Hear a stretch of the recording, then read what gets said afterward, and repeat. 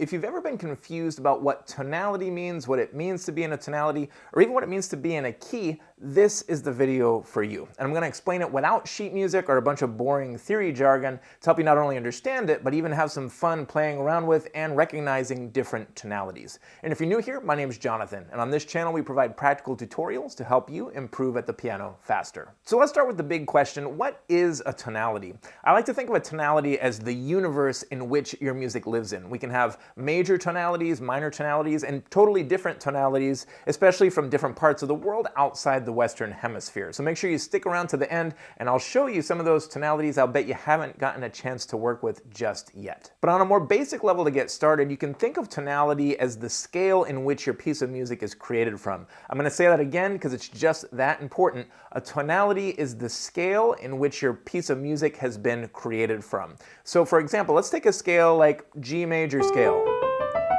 We would consider this the G major tonality because the way music has evolved, we decided that the tonality where we have our tonic note followed by whole step, half step, whole step, half step is a major scale, also known as a major tonality.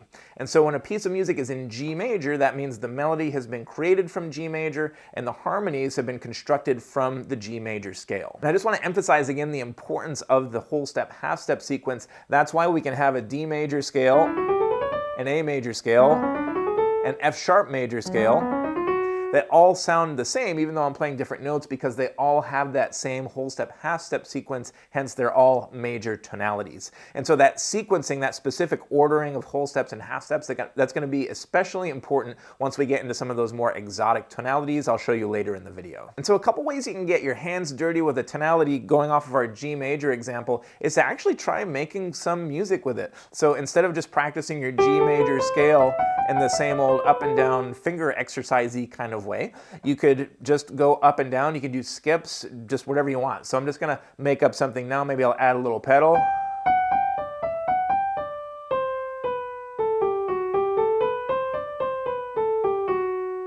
So that little melody I made up, we would say, is in the G major tonality, or the tonality of G major, also known as the key of G major. And then if I want to explore the harmonies of G major, all I have to do is stack chords on each note of the scale, always making sure I'm following the sharps or flats of that tonality or of that key. So in the case of G major, we'd build a chord on G, one on A, one on B, making sure we have that F sharp in there, one on C, one on D, again making sure my F sharp's there, my E, and then my F sharp. So we'd call these the 1, 2, 3, 4, 5, 6, 7, and then 1 chords. Now granted, in most of the music you see, they won't be in these nice tidy little root positions like this. We might have something like this. Played a wrong note there, but since I was mostly playing C, G's, B's, and D's, we would consider that the 1 chord of G major. Or if I did this, C's, E's, and G's, that's the 4 chord, and so on. So it's not always going to be in these tightly packed little chords, but it could be all over the keyboard, and that's essentially how we get started with analyzing harmony within the tonality of our piece of music. And so again, I'd invite you to play around with figuring out different harmonies in the left hand, making up melodies in the right hand, so you're immersing yourself in a tonality, in this case G major. So maybe something like,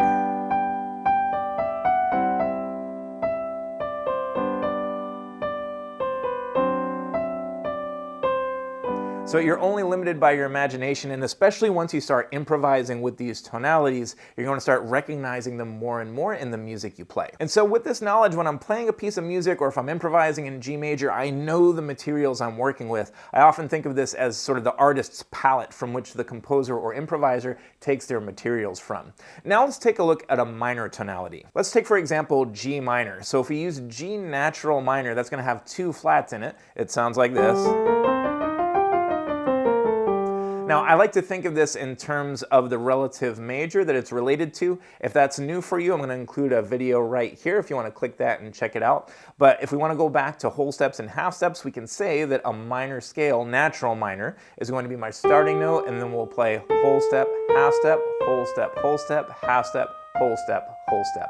And again, I can take that sequence is basically the definition of that tonality. So if I start on any key and follow that same sequence, I'll get a natural minor tonality. So say I do that starting from C, again, same thing, whole step, half step, whole step, half step, whole step, whole step. But then with minor, in this case, we have some specific rules with this tonality with how we treat the 7th note, because we have harmonic minor. So we'll go back to our G minor scale. Harmonic minor raises the 7th note so that we can have a good resolution like that, kind of copying from the major. And then we also have melodic minor, because the thing with harmonic, if we have this augmented second, it doesn't really work melodically, or at least when a lot of this music that we sort of revere in Western culture was composed in the 1800s, the tonality of pure harmonic minor, using that for melodies, didn't really fly so much. It was one of those 1700s things. And that's why melodic minor kind of smooths that out by raising 6 and 7 on the way up and then lowering those on the way down. And if natural harmonic and melodic minor are new concepts for you, I'll include a video for that as well. We have a full guide on that to show you how they're used, why they're used with musical examples. So same thing as the major example, if I want to fiddle around with a minor tonality.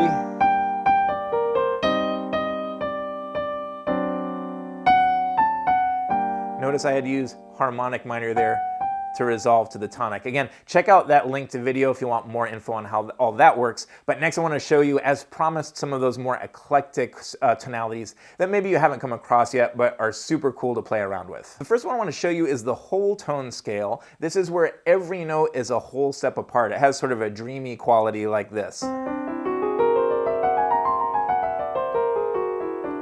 You might see this in a lot of impressionistic music or for sound effects.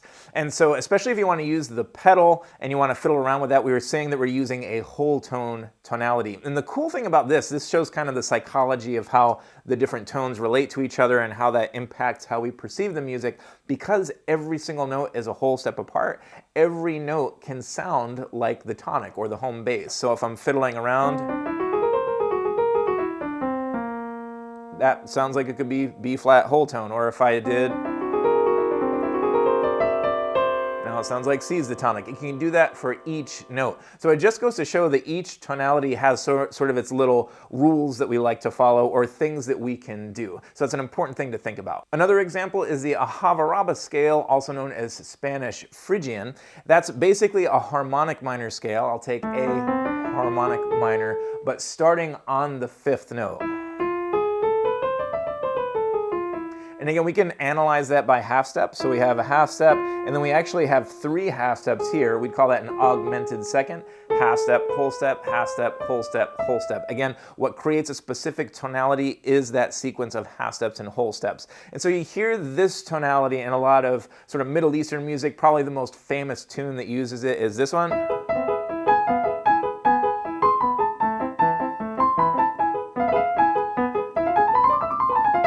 Tonality. And then you might have heard of atonal music, which doesn't have a tonal center. That's a bit of a misnomer, because technically atonal means without tones, and of course we're still playing tones. So when you hear atonality in music, where people are usually referring to music that doesn't have a key center like we're talking about, or it's not based on a specific scale. So if you hear, say, 12-tone music, that's a music where the melodies specifically use all 12 tones without repeating anything. So there's really no sense of C being sort of the home bass or any kind of tonal center. It's atonal. So that would be a piece of music that maybe sounds like this. And the reason none of them are repeated, because if, say, a G was repeated, it might come off to the listener as, oh, we're in G something tonality. So if you've ever heard of atonality or atonal music or 12-tone music, very contemporary kind of stuff, that's what they're talking about. And then the next step to cement your understanding of tonality and the music that you're learning right now is to recognize how key signatures indicate the key or tonality of your music. And I show you all the tricks you need right here to figure that out, even if you're a total beginner. So check it out, and I'll see you there.